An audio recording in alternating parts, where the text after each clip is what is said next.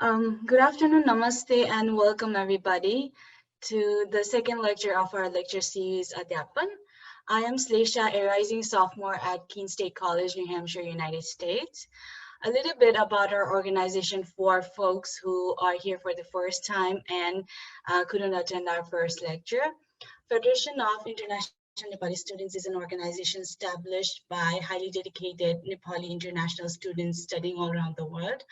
The motive is to form a network of Nepali students studying all around the world and eventually giving back to our country. We highly hope to bring educational reforms from an organizational as well as individual level through leadership trainings, volunteerism, and programs like this. So for today, we have Professor Renate Gebauer, a professor of environmental studies at Keene State College, New Hampshire, United States. She received her Ph.D. in ecology from University of California, Davis, and San Diego University of California. Her major research interests are on linking whole plant responses to natural and anthropogenic stresses to ecosystem functions and community structure, below ground plant function and its effects on species interactions, and much, much more. She has visited Nepal several times, and I think she has gone to different places in Nepal, like traveled in Nepal more than me. She has been leading several groups of Keene State students to Nepal every year on honors global engagement program with themes like sustainability efforts in Nepal and cultural immersion. Apart from being an incredible teacher, she's an incredible person too. She has won 2017 Non-Resident Nepali Association National Coordination Council USA and H Chapters Recognition Award for helping in recovery efforts after 2015 earthquake in Nepal. So today's program is going to be a little bit different from the previous lecture because it is going to be a lecture for the first part, and then we're gonna shift towards making it more like an interactive session. Today we'll be discussing on a possible sustainability and ecological change after COVID-19. So without a further ado, let's welcome Professor Renate Gebauer. Thank you. Thank you. Namaste. Namaste. Let me see. I have prepared a PowerPoint, and so let me get started here. Okay, so I do hope that you all can see. Otherwise, leave me a note in the chat room. So Slesha, thanks for the kind introduction. As Slesha mentioned, I have been many times in Nepal. I think the first time I visited on the way to Tibet in 2011, and I felt, you know, people always say you travel to Nepal because of the mountains, and that was true. But if you come back, that is a sign that you fell in love with the culture and the people, and that's what happened. And so the topic for today is thinking about sustainability, and what I'm trying to do is draw on my training as an ecologist and apply it to the Nepali situation. I have a lot prepared, so bear with me. And also because of the sharing feature, I cannot see if someone raises the hand, so Slesha or someone has to help there with respect to you know, answering questions, but I'm happy to answer questions. So let's see. All right. Oh, okay. So as all over the world, we experience right now the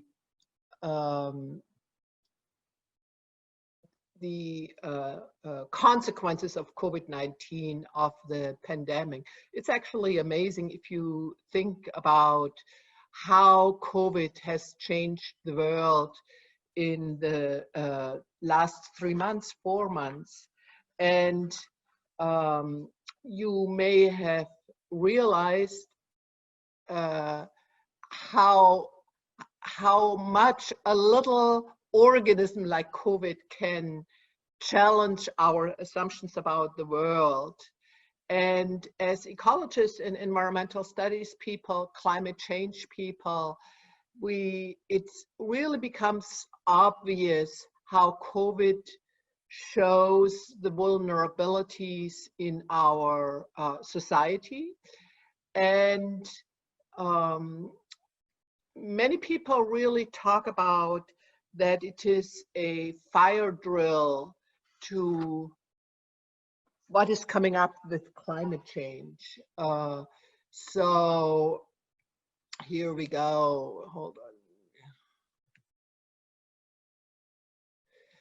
And so let me jump in right away into one lesson of COVID. And at least here in the United States, but I think it is also true in Nepal, everybody is focused on the economy. And actually the economy is always treated as something separate from the environment. It's like its own system. But COVID has shown that the economy is actually, as I have shown here on the, oops, what happened here? The economy is, it crossed out. That's weird. The economy is part of human society, and then of course human society is part of the Earth life support system. So COVID, the pandemic came up as part of our life support system. It affects human society, and the economy will be affected, what they predict, for many, many years to come. So I don't know what's happening here with the crossing out. I will just ignore it. So there has been also some good news of COVID. And on the upper right-hand side, what you see here is apparently you in Kathmandu. When I traveled to Kathmandu, you could never see the mountains except when there was early in the morning and there was rain. But apparently, because of COVID, not much activity, not much pollution, and suddenly you can see the mountains that has been shown all over the world. And you may have heard about the reports that in Venice, pretty quickly, already in March, the dolphins came back to swim in the canals of Venice in Italy. So the good news of COVID is that nature can recover relatively quickly. But I was just talking about that COVID shows us our great vulnerabilities. And I think it's pretty clear to most people, unless they really close their eyes, that humanity faces great challenges. And maybe the biggest challenge is climate change. I think Oh, good. Poverty and economic turmoil is another really great challenge for humanity, and that is not true if we think or look across the world, but that is even true in the so-called richer countries like in the United States. It became very clear now with COVID-19 that the people who were affected by COVID were often poor people, Black and brown people, and so forth. You may have heard also that there were in the United States a lot of social and racial injustices shown by COVID. There is war over the world, there are health crises, and I'm sure you all have you can add to the list. Usually when I'm teaching, I would go around and ask you that, but that's kind of difficult right now. And here I looked around, and actually Nepal was apparently was actually better than the United States in terms of dealing with the COVID crisis and responding to it. And I found this news article in the Nepali Times in February 28th, and it actually talks about how all the different environmental factors like climatic factors, environmental degradation, water, water quality, allergies, and changes in the ecology are all affecting our health. And that is true for COVID-19 also. So it's really serious, and there is really a great urgency around the world. The question ecologists ask ourselves is, how big is this wave of disasters? Is it already crashing over us? Is there a chance to stop it? And it's really a serious problem. And the problem is also because it is very complex, of course. And how do we wrap our mind around this complexity of all these problems? So I want to back off a little bit, because I don't know what all your backgrounds are, and I want to start with the basics and think about what is sustainability. We always use this term, and I'm not always sure whether we all know what it really means. And actually, 40 years ago, the UN, the United Nations, representatives of all the different countries got together, and they formed the Brundtland Commission, and it was actually pretty forward-thinking 40 years ago. And the definition they came up with is, and that's maybe the most well-known definition, is that sustainability is meeting the needs of the present without compromising the ability of future generations to their own needs. So if you look at this definition, it has something to do with the future. And you also notice that it is focused on humans. And so that's the first definition I want to share with you. And the United Nations have done a lot of work in terms of sustainability. And over the last 40 years, they came up with different goals. So the most recent ones, which I think came out in 2015, and they came up with the 17 Sustainability Development Goals.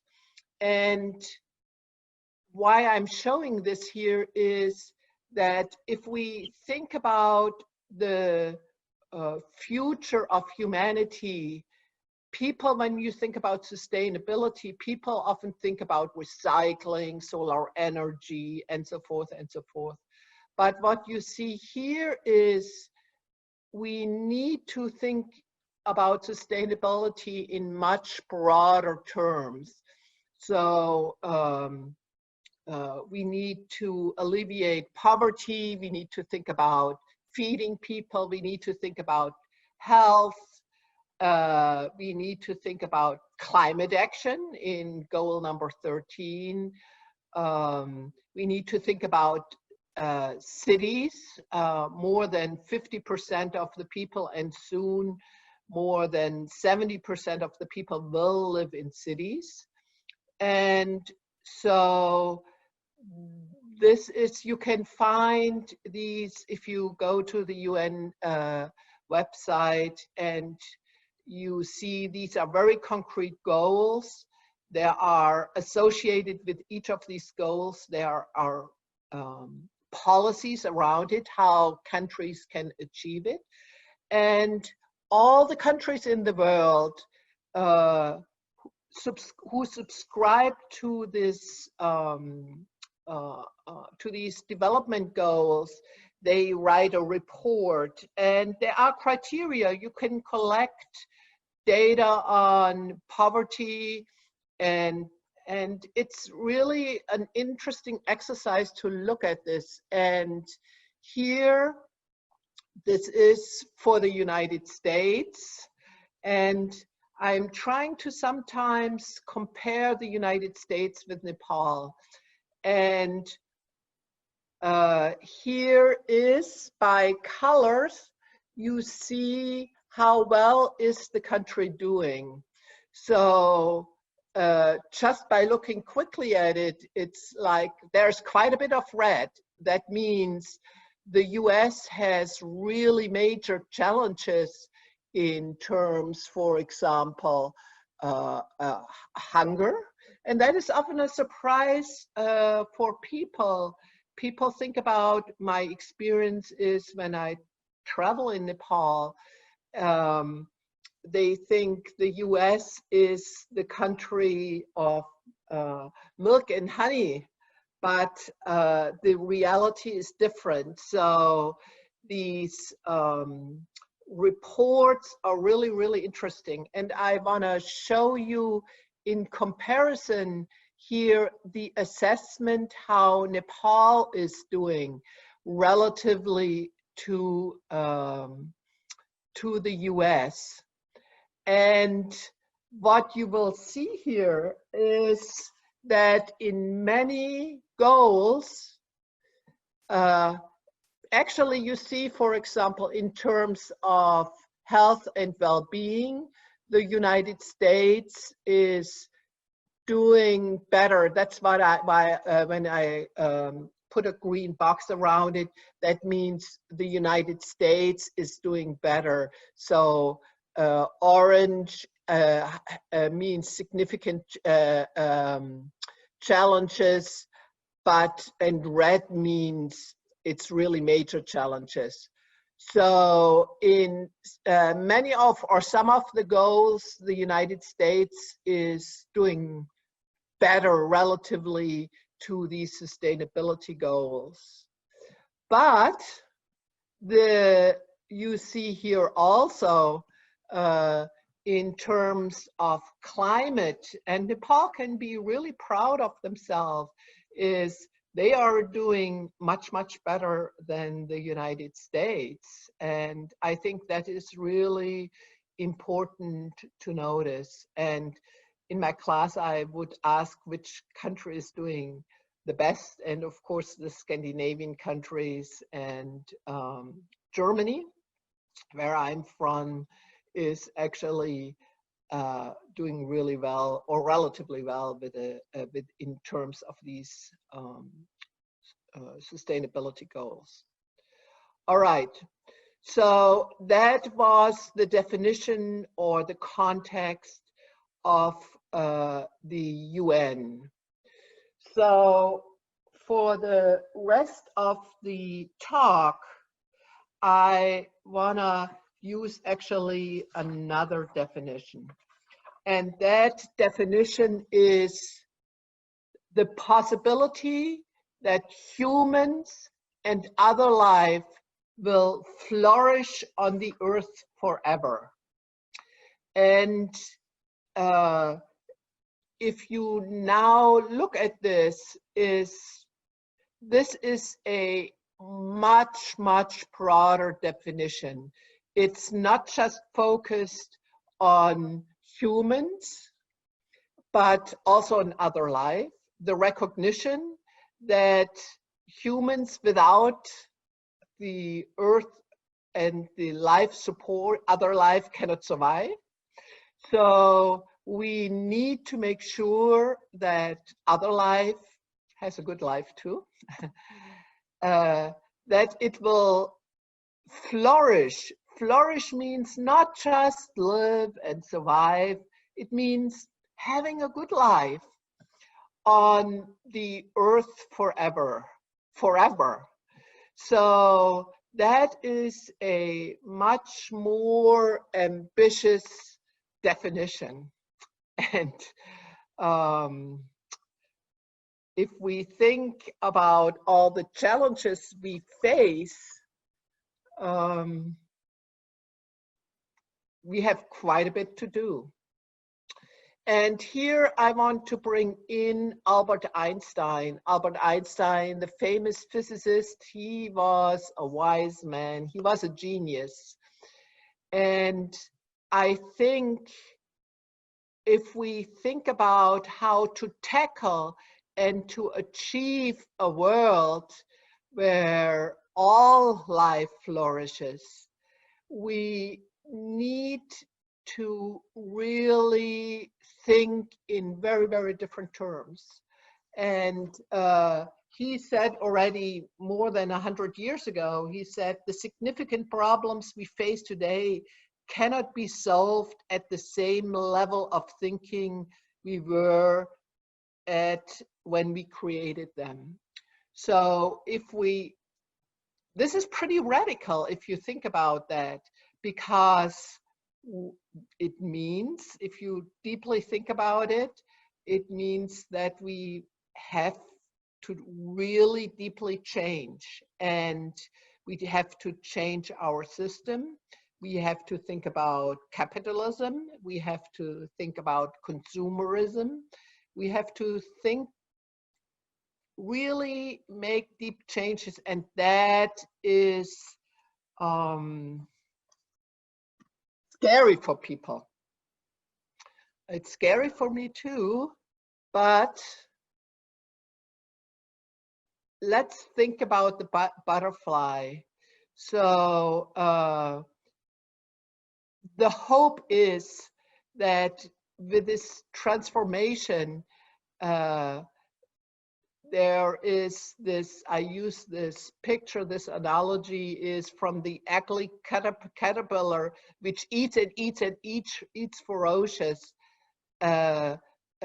Change, a transformation is not necessarily just scary, but it also can create a beautiful world. And that's the goal.